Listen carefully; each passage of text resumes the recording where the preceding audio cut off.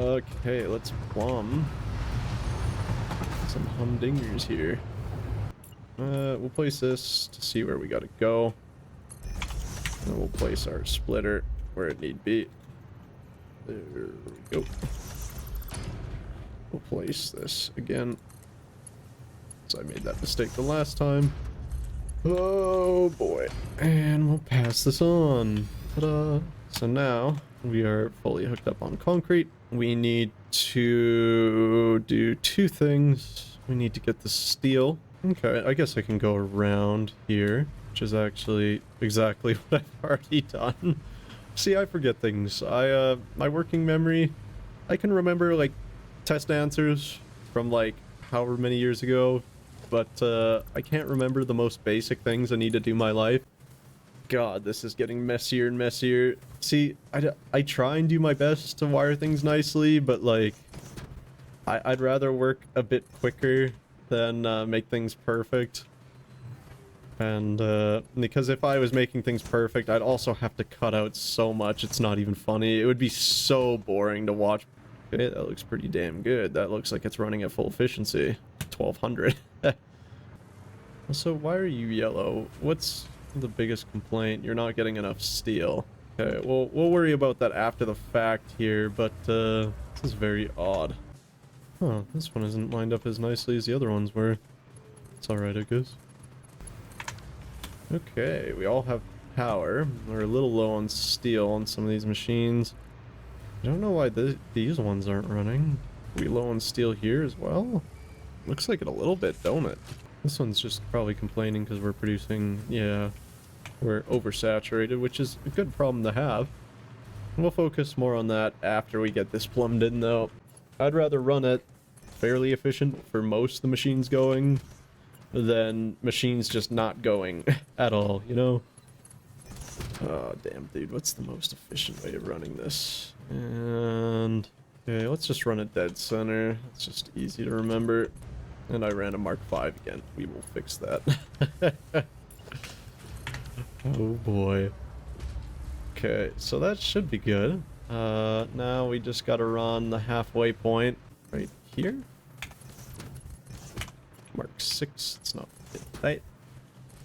Go like so, go like so, go like so, ta-da.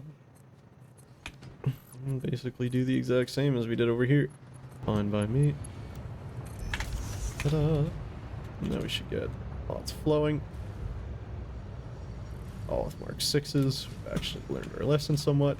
So now, the iron slowly starting to fill in here. It's crazy to me that the steel actually hasn't, like, fully settled in already. Because we're running 1200 for a 900 requirement. Classic manifold issues. Everything takes a while to ramp up. We'll give it some time. Have I forgotten everything, or is this legit everything I needed to do outside of just making sure my machines are actually running somewhat optimally? Because everything looks to be complaining. I'll plumb the output of these bad boys here, because they are actually producing heavy casings, and then we'll worry about the logistics of everything else. You know, my brain, it's like I have a god complex, or I'm like, you know, complete imposter syndrome, and I TikTok between the two, and there is absolutely no middle ground. It's either one or the other, usually within minutes of each other. Oh boy, look at them go. And they're gone. Alright, so all my machines technically should be running at full saturation. However, I feel like there are problems that are inherently built into a lot of the machines that I've designed here and that I'll have to figure out and fix. Like, for instance, it feels like we are, for some reason, super low on steel pipes. Oh, I think no. Oh, I think I remember. I actually fixed this on my machines because these ones are technically, like, this only needs 40 steel pipes, while underneath we need 60. So what I did is I use a splitter to a merger to kind of load balance, but because I was using Mark V's, it was just taking an insane amount of pipes away from the top manufacturers. And so we have to demote these to Mark 1s, which actually makes a massive difference in the amount of pipes that get stolen away from the manufacturers, which is just silly, because you'd think with the splitter it would just do like every half would go to it, but it actually did make a massive difference, I found, in not like slowing down everything. And I really hope that I'm actually grabbing the right ones every time I replace this here. We're not doing it on screws, we're doing it on pipes. So if we go do this, this should fix at least one of the issues that are definitely going to occur. Again, I feel like same thing with programming. A lot of what happens is I'll write this big block of code without doing testing, and sometimes it works without like exactly how I intended it to, without like any sort of troubleshooting, and I'm just flabbergasted. But other times I just kind of made a small mistake on how I made the assumption that things were going to be working, and because of that, you know, I have to go back and do a lot of debugging and kind of like 80-20 rule. 80% of the time is figuring out the last 20% of what I actually missed.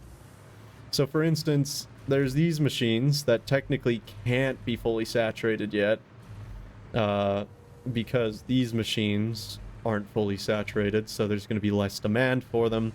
This is a good problem to have, where it's actually producing more and can actually vent its output fully. But we will fix that, hopefully, when these machines start picking up. And to fix that, now that we are actually should be theoretically meeting demand, we are going to start shutting down machines that are fully saturated, in the hopes that we can saturate the other machines quicker. Once they are, we'll turn them back on, but we'll turn machines off that have reached full 50 heavy modular frames for now, which seems silly, but with this manifold design, if the devices aren't filled, they're gonna run less efficiently, and we just genuinely don't want that. Yeah, you see, these machines are nowhere close to being filled. Although, now that we're working with 48 per minute, we can technically fill one of these machines every minute. So, letting them idle for a bit will definitely kind of help fix that issue. We already have one of these rows already filled, but when we get to the next row, like the next line of machines, we're already struggling. So we'll let this run for a little bit. In the meantime, I think that we're good on this front, actually, shockingly. This is a design I tested over here, though, so like I was pretty confident in that it could run full-time without creating issues. Yeah, the radios are probably just kind of upset because they are oversaturated. We're not using enough technically yet. I just want to make sure that the production on the supercomputers is running fine. I'm pretty sure we're just oversaturated because the heavy modular frames, and that is exactly the case. So this is one of the machines. Out of this entire build, I'm just running 2 summer sloops on each summer sloops, hate that name, for these 2 machines. The reason why I'm quote wasting them is because, like, it's the most effective. We have, I believe, 24 radio units being produced with these nice machines. It's a little expensive, but nowhere near as, like, the rest of the machines for the heavy modular frames are super expensive. For the wire and cable are super expensive. I actually haven't covered the, or maybe I will in the future, the circuit board factory, which is not super impressive. But, like, everything else is pretty damn expensive, where, like, this, I can use 4 of the summer sloops so that I don't have to, like, completely double the output of everything else. I mean, while it's not super expensive to produce this in regards to materials, it's like, it's 4. It's not a lot, and it really does save me a lot of time and effort. So whereas when you're working with manufacturers, or, like, you know, literally a stack of, like, 20 or more assemblers. I think this is actually 40. You know, you can't put them in there and make it efficient, because manufacturers require 4 just to double your output, and I have like 24 lined up here.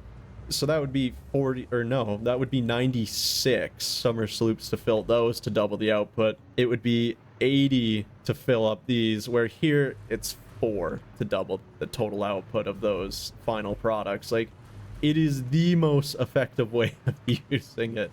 And yeah, these machines are all running efficiently. So for now, I'm probably just going to pause this recording. I'll come back when the machines are actually starting to get filled, and then we'll go from there. I don't want to waste time just idling with wasting footage. I'm recording at a decently high quality, even if the frame rate is a little choppier than I'd like it to be. But my file sizes are massive. I think I recorded like 600 gigs of footage yesterday.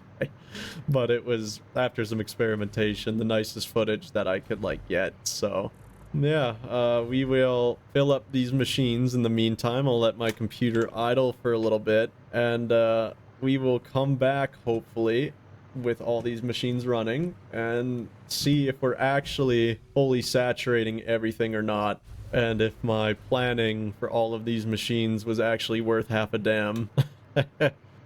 Okay, so we're back. As you can see, I have been selectively shutting down all the machines so that it will fill them and then shut them back off, so that we can just kind of prime the belt, so to speak. And we are basically already there. We have a good excess amount of heavy modular frames filling the entire manifold system here, and that means that we are basically primed to turn everything back on and hopefully see the fruits of my labor, or our labor if you've been a part of this, come to life. Isn't that wonderful? And there we go. We should now be constructing 48 modular control units, or adaptive control units per minute. God, heavy modular frames in the mine still.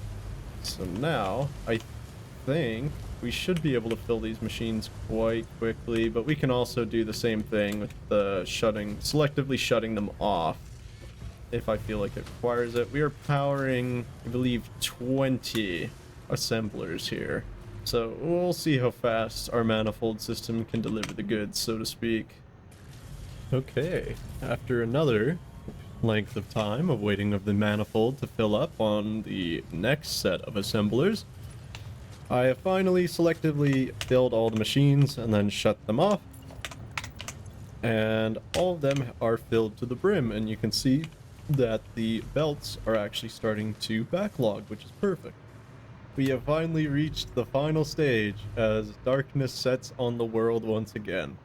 I will turn on all these machines and we shall finally be running at peak efficiency, so long as there is no horrible critical errors that cripple the efficiency of my factory.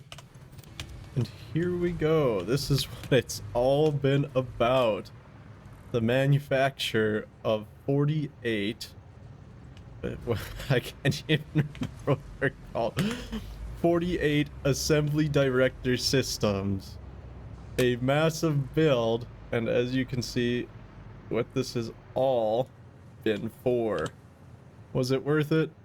Who's to say? In a sense, I feel a short sense of pride, but it won't last long. I will look over my beautiful work with a certain fondness and be like, wow, what an impressive scale I managed, but worth it? It is hard to say. It really doesn't look that impressive, the output, honestly, but when it's 60 per minute on Mark V belts, they're gonna be spaced quite far apart. And for curiosity's sake, I'm actually going to turn this to a Mark I belt and just see what happens. Because we are only producing... I can't remember what I said. Did I say 48? I don't know if I did, because it's actually not even that. It's going to be 24 per minute. So we are going to, like, saturate half of a Mark I belt. I guess that's kind of what's going on. It's coming in bursts. But you can see that this belt is only really being filled, like, half the time. But oh boy, look at those spike of points. Of course, as we had the machine shut down, you know, basically nothing is what I was generating. And now we're already at 10 million points. Isn't that wonderful? I mean, we should be at 12. We'll let the machine continue to run. This is kind of slow to scale thing up. And I will go over our total points, our total coupon count that we have at the moment, and show you how much more we have to go. I was going to say unfortunately, but more so fortunately for you guys, I'm not going to play, or at least record, for the whole duration of just idling to let the game, you know, generate these coupons from the points. But as you can see, our current points per ticket is at about 25 million. We have 2 minutes to go to let the game idle, but at least my points have reached the 12 million mark, which is actually like almost right on the money of what I calculated that this factory should be producing. That is a very good feeling. But since we've finally completed it, let's print these coupons off and see what our running total is. It's time to celebrate. Look, everything's running pretty damn efficiently, except for this machine. Why is this machine? Oh no. Oh, we're running low on concrete then? We are. Well, we can scale up our concrete production here. That's no big thing. But in the meantime, we shall check out our tickets, and then I will go through, fix any of the issues that are popping up. You might see the yellow on these machines and go, oh my god, this guy can't design anything. No, these just haven't even used the output. Like, we're still kind of catching up since these machines weren't running. But in my little original hub here, this is the first place I actually put the hub, which is why it's underneath the rest of my factory now. Same thing with my space elevator. It's in the middle of my factory, which has actually been quite inconvenient through this entire playthrough, but it's kind of nostalgic to have it here. So if we look at our current tickets, we now have 841. So that's actually better than I was expecting. That's 841 minus 1,000 is about 160 left. That is not too shabby. It's not great, but it's not too shabby.